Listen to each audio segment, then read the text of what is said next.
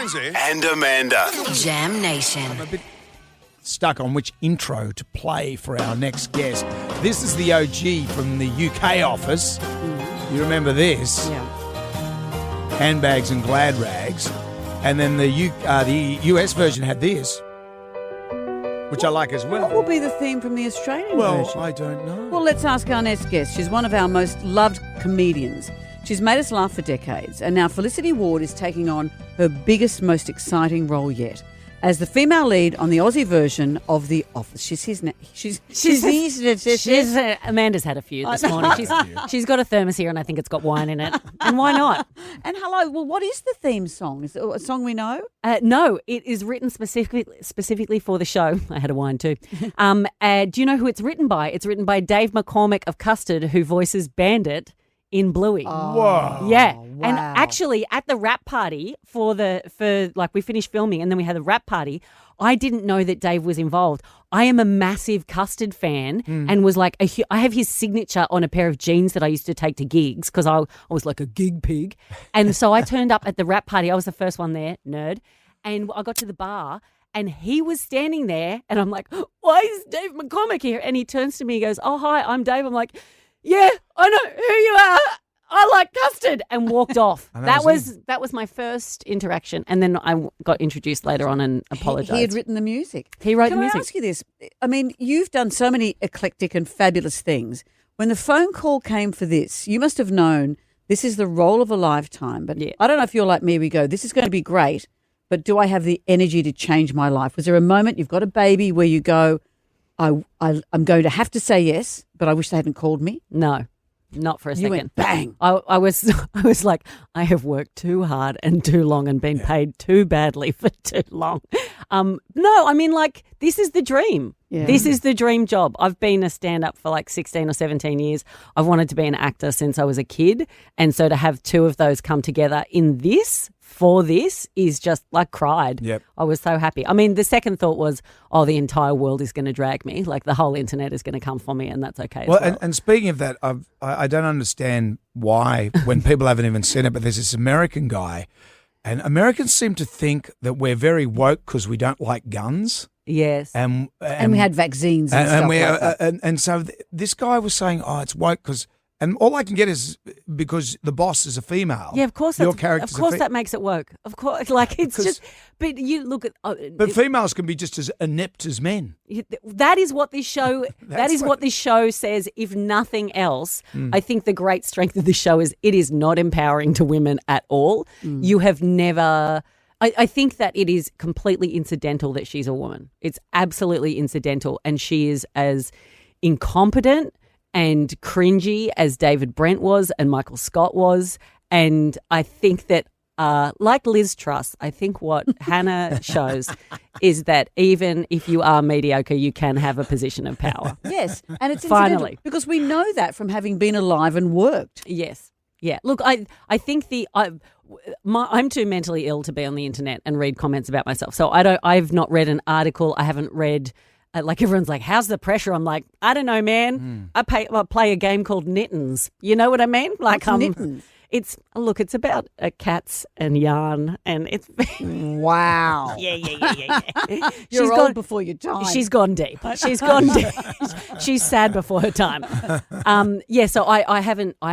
I'm not aware of any of the backlash. But I think as well, the internet has no sense of humour. Oh my God! We're yeah. learning this more and more. When Amanda and we've been doing this radio show for a long time, and when we say stuff, if Digital Jenna, our digital girl, isolates it and puts it, people go, how do they even do that? Yeah. It just so the internet has no. But we It's have like to- the ABC viewers.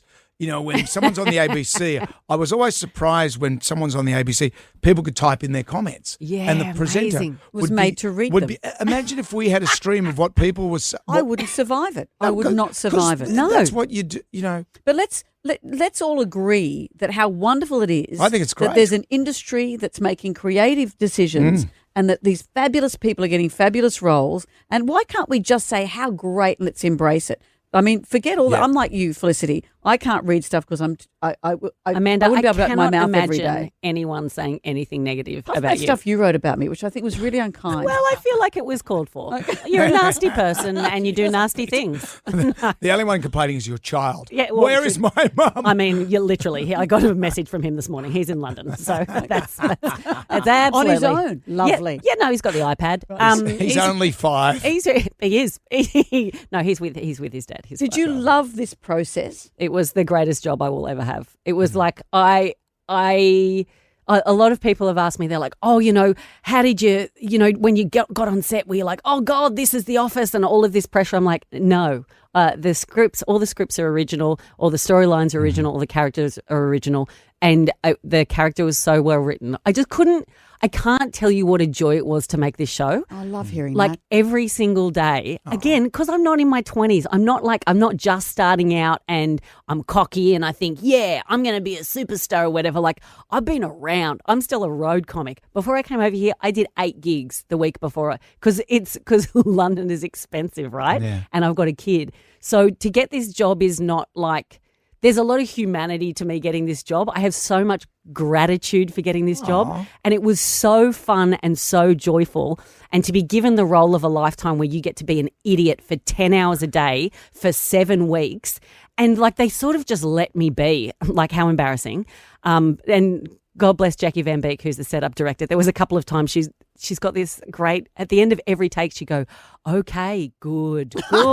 Every single take, no matter how annoying it was. And then she's like, right, we've got that version. Can we do one like, I don't know, completely differently with everything that you're not doing? Could we try that? Felicity, I think it's going to be great. I can't wait to see it. I see many, many episodes and riches and success coming your way if you haven't got them already. In your fortune cookie. That's It what I starts see. this Friday on Amazon Prime. Can you see all of them at once or are they dropping? You can have a cringe And before binge. you make some Dumbo comment, watch the show first. Yeah. And then Or make a Dumbo comment. I'm not going to read it. don't. Like, fine, Good talk on to you, your friends Felicity. about it. That's Fine. it. But do you know what I can say very, very quickly? I also understand when something gets remade that you love. Yeah. Everyone has something that they love and it gets remade and you're like, oh no. So I absolutely get that and feeling. people said that about the American Office as well. Of course they did. The first series was just the British scripts. Yeah. And it didn't quite work because you had these incredibly talented actors, but you have a British sentiment. That as soon as they started writing original scripts and their own storylines, like it's extraordinary. And I don't think you can compare the two. I think they're both incredible pieces of comedy. One thing that's awkward all around the world is Cake Day when someone has a birthday. Yeah. Surely that's just universal. It's real bad. You We could have be in a Tanzania, you could be here. we have a Melbourne Cup episode. Oh, brilliant. Where I get absolutely hammered. There's fashions on the field. There's like a revolting. There's a you know how everyone knows someone in the office who has a co-worker in another branch who is disgusting. He comes. Excellent. And it's really gross. Is this where you consulted Amanda about the Melbourne Cup? That's I where said, I wrote all take the a nasty flask. things. Yeah. People are still speaking about the spew and the fascinator incident. Brilliant. We've Felicity, all spewed in a fascinator. Don't judge us, Jonesy. The Office is out this Friday, only on Amazon Prime. Felicity Ward, thank you. Thank you so much for having me.